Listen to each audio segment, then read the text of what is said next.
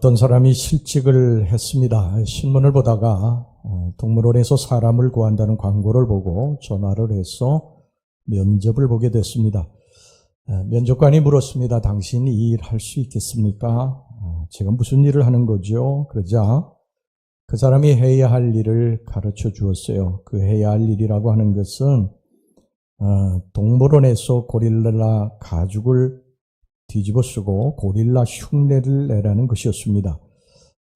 사연인즉 고릴라가 이 동물원에서 가장 인기 있는 동물인데 며칠 전에 죽었다는 것입니다. 그래서 아프리카에서 고릴라를 이제 구해놓았는데 동물원에 오기까지 2달이 걸리기 때문에 관람객이 줄어들 것을 염려해서 사람에게 고릴라 가죽을 뒤집어 씌워서 연기를 하게 한다는 것이었습니다. 이 사람이 처음에는 거절을 할까 생각을 하다가 까짓거 고릴라 가죽을 뒤집어 쓰고 있으면 되겠지, 그런 마음으로 승낙을 하고서 가죽을 뒤집어 쓰고 우리로 들어갔습니다. 근데 이 사람은 내성적인 사람이라 우리 한 구석에 가만히 움직이지 않고 앉아 있었습니다. 드디어 시간이 돼서 이제 손님들이 밀어닥치기 시작하네. 특별히 아이들이 많았습니다. 아이들은 고릴라에게 달려들었어요. 얼마 전에 죽은 고릴라가 아마 활발하게 움직이면서 어린 손님들을 이끌었던 것 같습니다. 그래서 오늘 이 고릴라는 이제 어린이들에게 가장 인기 있는 동물이 되어서 이 고릴라에게 아이들이 막 소리를 지르기 시작을 했어요. 그런데 이 고릴라는 움직이지를 않는 것입니다. 그러니까 아이들이 고릴라가 어디 아픈가 봐, 고릴라야 움직여봐, 좀 소리 좀 질러봐, 그러면서 막 아이들이 웅성대기 시작을 했어요. 그래도 움직이지 않으니까 아이들이 한 목소리로 막 일어나 일어나 막 그러면서 이제 소리를 질러대니까 거기에 주변에 있던 그 담당자가 놀라가지고 뛰쳐나온 것입니다. 그래서 이렇게 보니까 그런 상황이 벌어지고 있지 않았어요. 그래서 눈치를 준 것입니다. 이 고릴라 가죽을 뒤집어 쓴 사람에게 눈치를 줬어요. 빨리 움직여보라고, 움직이고 고릴라 흉내를 내라고 막 가슴을 치면서 이제 사인을 주었습니다. 이 사람이 이거 어떡하지?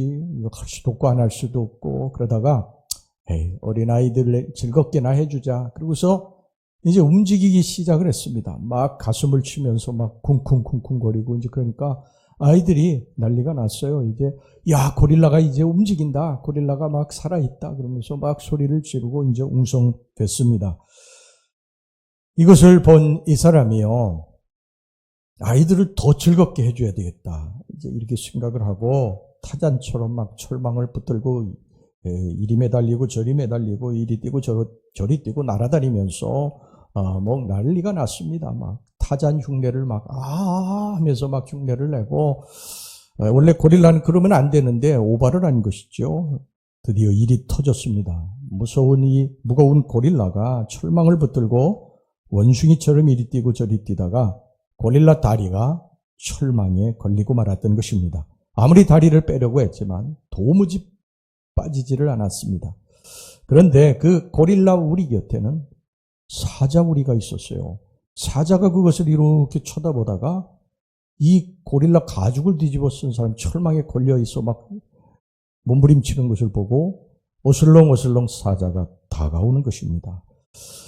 이 고릴라 가죽을 뒤집어 쓴 사람은요, 이제 큰일 났구나, 죽었구나 이제 생각을 하고 소리를 이제 지르려고 막 사람 살려하려고 하는데 사자가 조용히 해 임마, 밥줄 끊어져 그러더라는 것입니다. 그러니까 이 사자도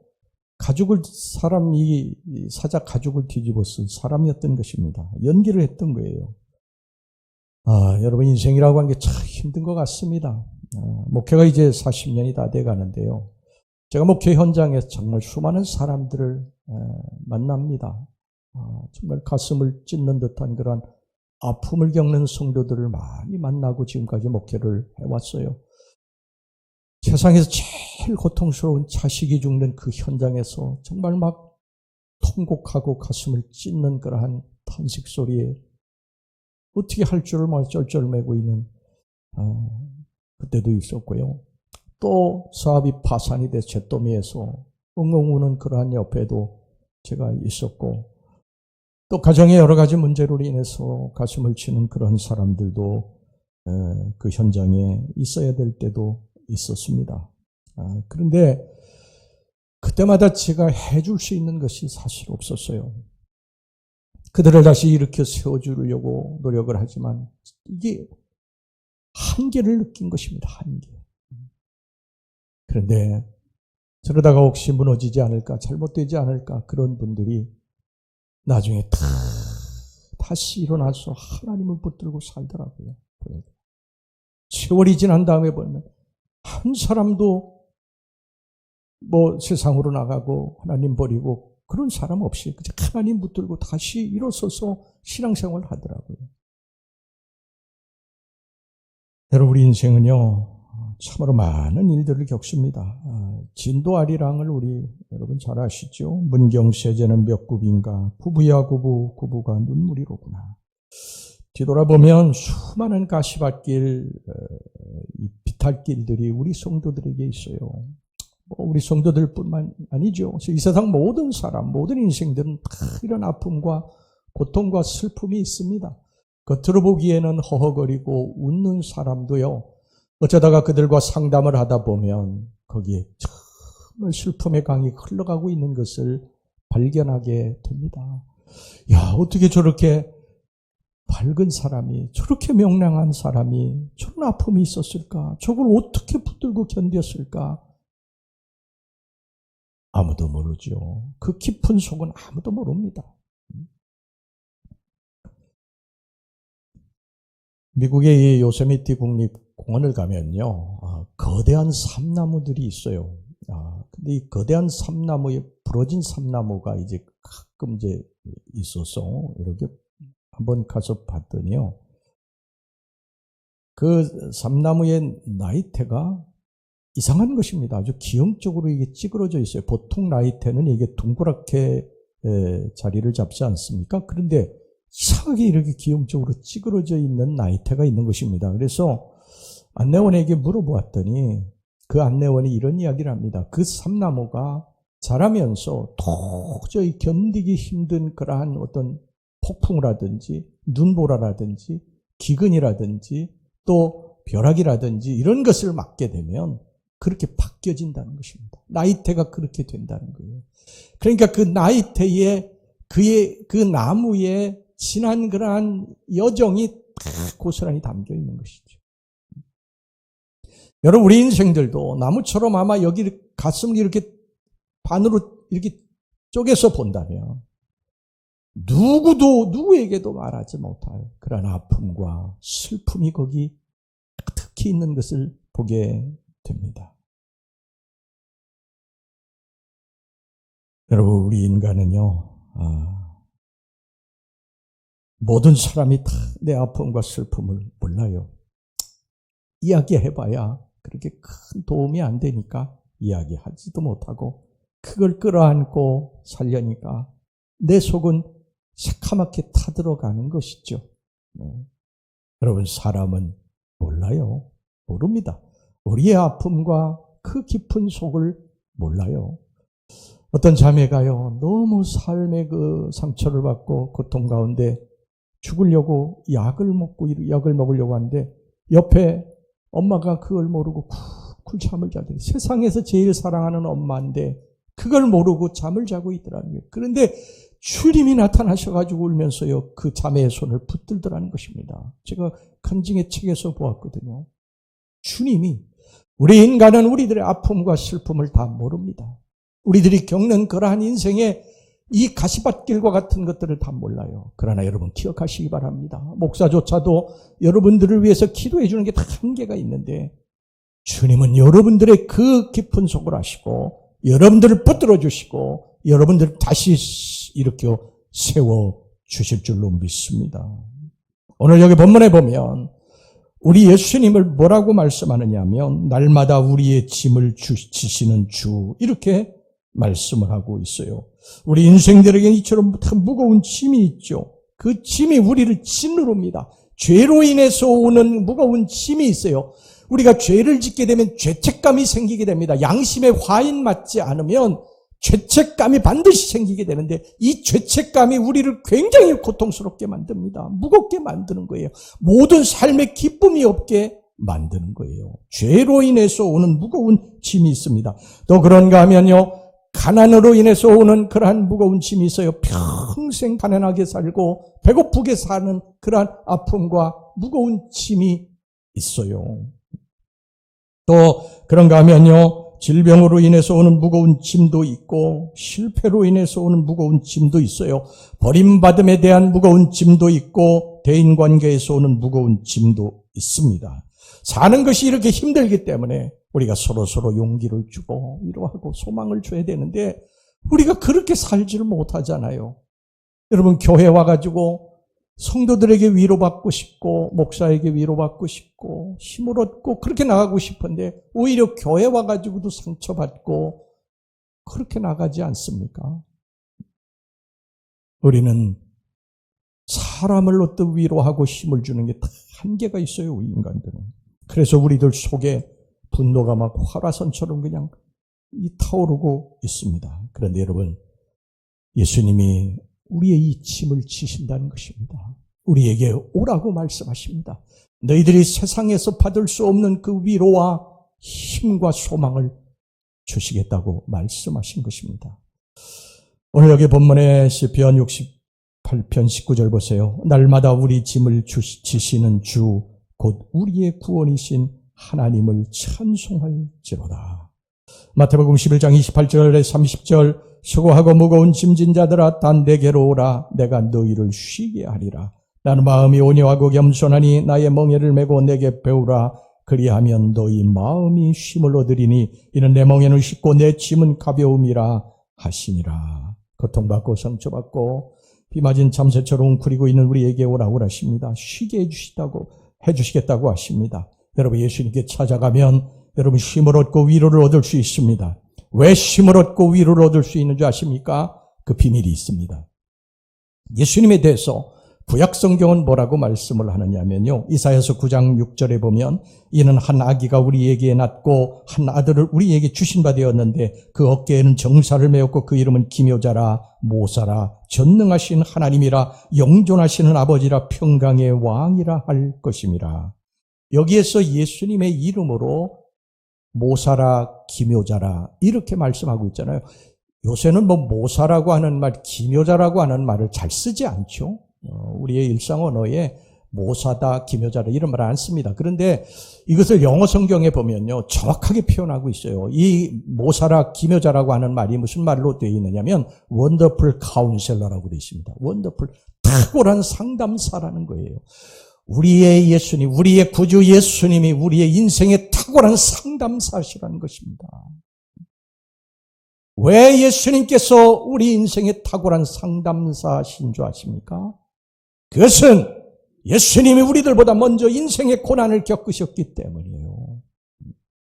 예수님은 이론으로다가 우리들을 위로하고 소망을 주시는 분이 아니에요. 그분이 실제로 겪으신 것입니다. 그분은 이 땅에 가난하게 태어나셨어요. 마구간에 태어나셨고 목수의 아들로 태어나서 가난하게 사셨어요. 그리고 갈릴리에 가셔서 가난한 사람들과 함께 사시다가 가난한 자의 편에 서서 십자가에서 죽으셨어요. 그래서 가난의 서름을 너무 잘 알고 배고픈 사람의 서름을 너무너무 잘 알아요. 새빵살이 하는 사람들이 왜 새빵살이를 여기저기 전전해야 하는지 그걸 너무너무 잘 아세요. 그리고 그분은 외로우셨어요. 공중에 나는 새도 거할 곳이 있고 여우도 쥐굴이 있는데 인자는 머리 둘 곳이 없다고 그러셨어요. 예수님이 십자가에 달려 돌아가실 때 그의 곁에 한 사람도 없었어요. 다 도망쳤습니다. 예수님 그렇게 외로우셨어요. 그래서 외로운 사람들에게 소외되고 멸시받고 천대받는 사람들의 아픔을 예수님이 아신다는 것이죠. 이사야서에 보면 예수님은 질병이 있으셨다고 그러셨어요. 연약하셨다고 그러셨어요. 그래서 약한 사람들, 병든 사람들의 아픔을 아십니다. 여러분, 예수님은 그가 사랑했던 사람들에게 배신당하셨어요. 예수님이 그렇게 가난한 자들, 유대 백성들 사랑하셨잖아요.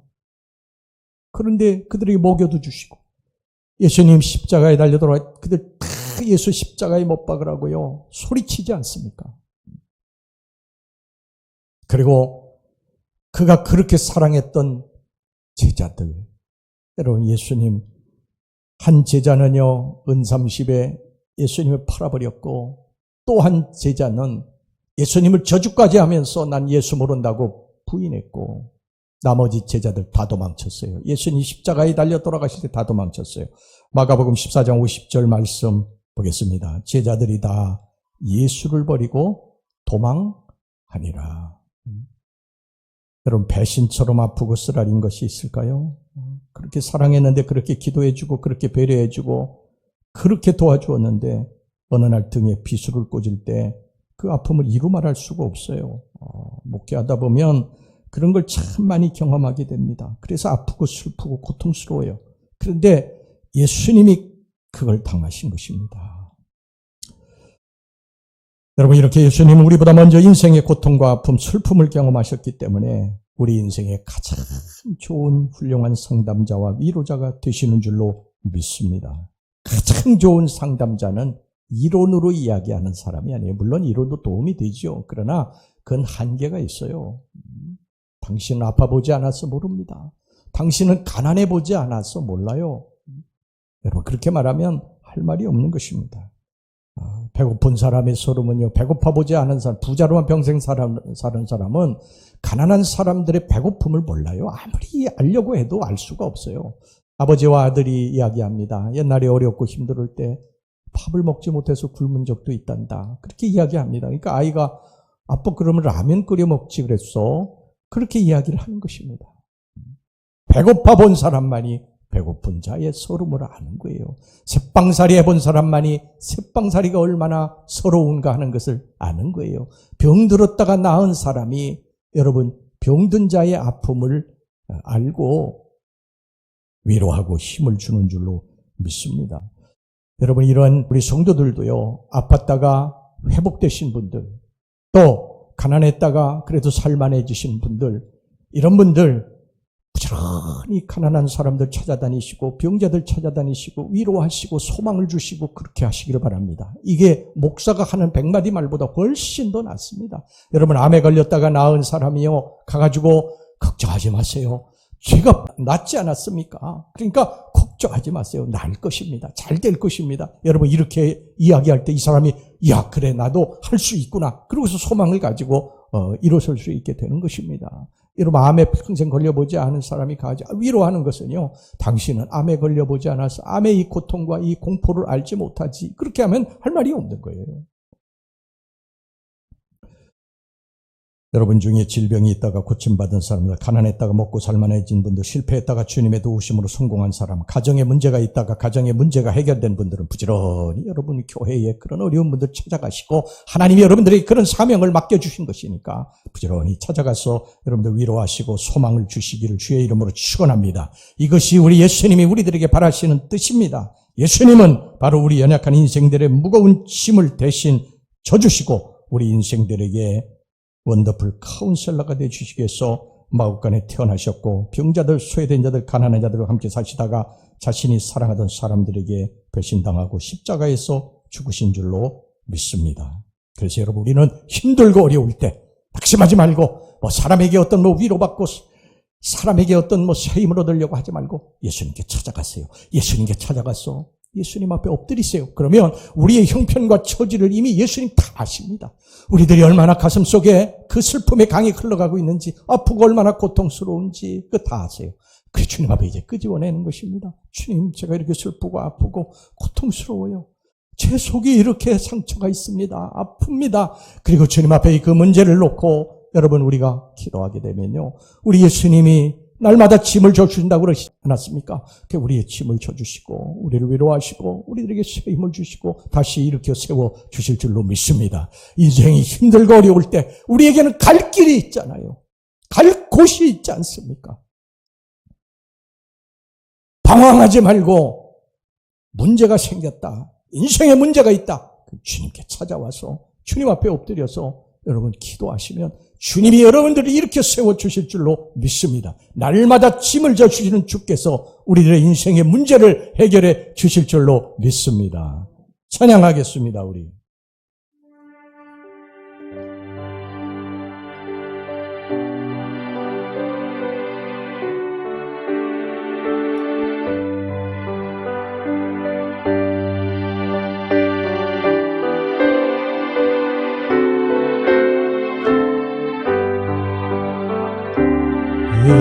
인생길 마음 지쳐 살아가요. 없어질 때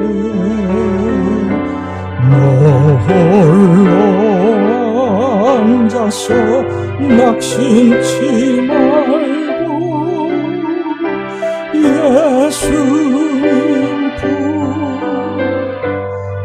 나시오. 예수님은 나의 신뢰 믿음 소망 사랑 십자가 보혈 자비의 손길로 상처에 고치신 평생의 모든 꿈 허물어줘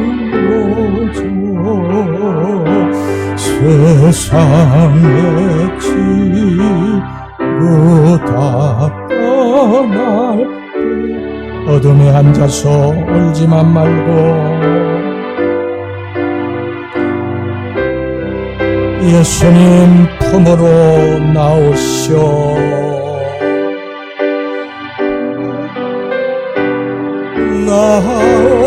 나오시오. 예수님은 나오시오. 믿음 소망 사랑 되시니 십자가 보혈 자비의 손길로 상처를 고치시 어두운 밤 지나면 새날 오고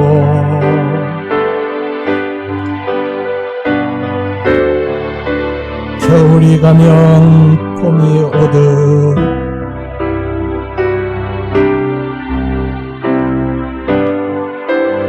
이 세상 슬픔이 지나고 나면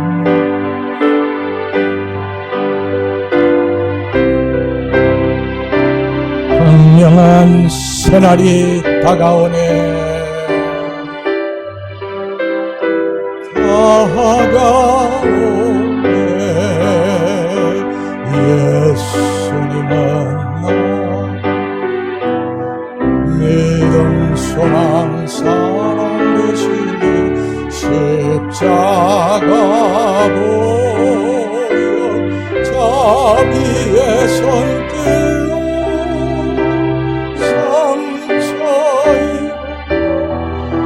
상처를 고치시니. 할렐루야. 여러분 인생이 권고해서 살 소망까지 끊어질 때 우리는 한 가지를 기억해야 됩니다.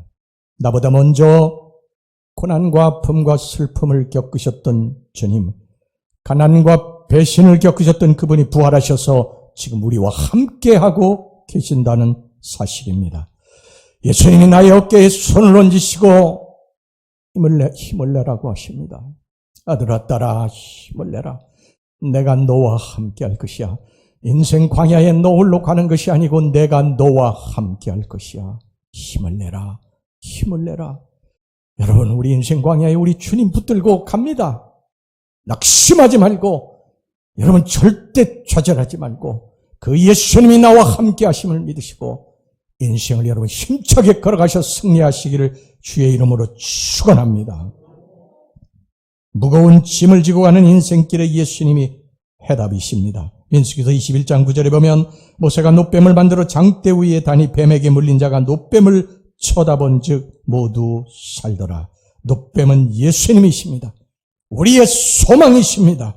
그분을 바라보는 자마다 다시 일어설 것이고 그분을 바라보는 자마다 에스겔 골짜기에 마른 뼈들이 맞춰지고 살들이 돋아나 생명이 된 것처럼 모든 고난에서 모든 핍박에서 모든 외로움에서 구원받게 될 줄로 믿습니다.